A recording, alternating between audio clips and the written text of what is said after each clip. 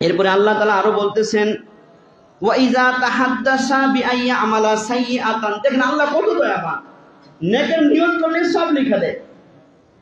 আর গুনাহের ক্ষেত্রে আল্লাহর নীতি কি? আল্লাহ বলতেছেন ফাআনা, যখন আমার কোন বান্দা তার মনে মনে কোন গুনাহ কাজ করার নিয়ত করে, ফাআনা আগফিরুহা লাহু মা লাম ইয়ামালহা, কয় গুনাহ করার আগ পর্যন্ত গুনার নিয়তটাকে আমি আল্লাহ ক্ষমা কইরা দেই। সুবহানাল্লাহ, প্ল্যানিং করছে, পুরো প্রস্তুতি একটা গুনাহ করবে, করার আগ পর্যন্ত আল্লাহ ফেরেশতারে বলে এই লেখিস না, আল্লাহ ক্ষমা করে দেয়। খারাপ কাজের নিয়ত করছে, যে কোনো সময় আমি আল্লাহর ভয়ে কি ফিরে আসতে পারে, এই জন্য আল্লাহ লেখে না, ফেরেশতাদেরকে লিখতে নিষেধ করেন। আমি ক্ষমা করে দেই মা লাম ইয়ামালা, যতক্ষণ না করে। করলে কি হয়?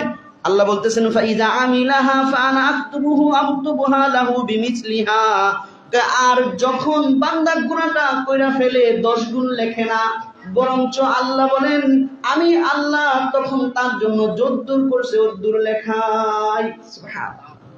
এই হাদিসে আরেক হাদিসের কথা জানলে আপনারা আরো